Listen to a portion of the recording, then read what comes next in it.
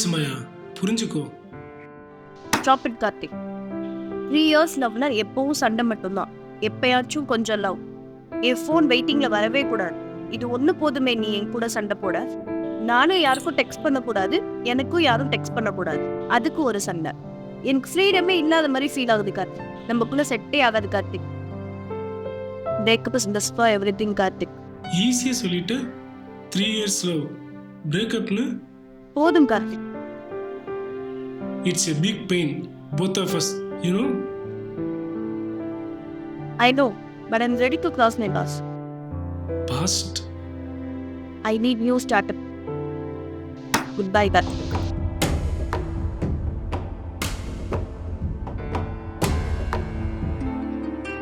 Call from best friend Sana. Call from best friend Sana.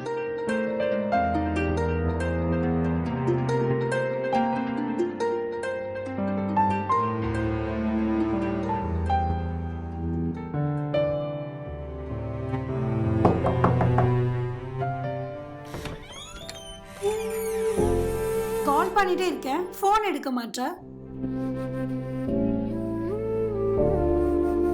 என்னடா ஆச்சு உனக்கு? கேட்டுட்டே இருக்கேல்ல, இப்படி அமைதியா இருக்க?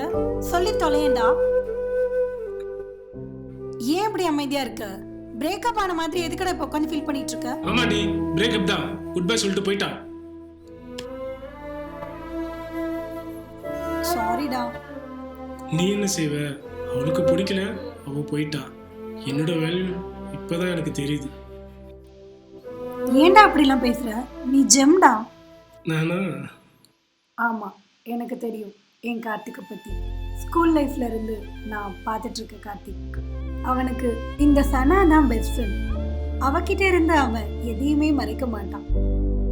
சந்தோஷம், அழுக, காலேஜ்ல பொண்ணுங்களை சைட் அடிச்சது, வீட்டில் அப்பா கிட்ட பெல்ட்டால அடி வாங்கினது, அம்மாவை கட்டி பிடிச்சி அழுதது, எப்பவுமே என்னை ரொம்ப அக்கறையாக பார்த்துக்கிட்டது.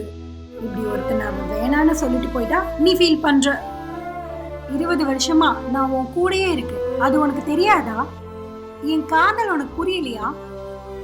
எல்லாரும் அவங்களுக்கு பிடிச்சவனை தேடி எங்கேயோ அலைஞ்சிட்டு தான் இருக்காங்க. ஆனா அது அவங்க பக்கத்திலே தான் இருக்குன்றது அவங்களுக்கு தெரியறதே இல்லை. நீயும் என்னை மறந்துட்டல்ல கார்த்திக்? என்னை விட உனக்கு யாரு பர்ஃபெக்ட் மேட்ச்?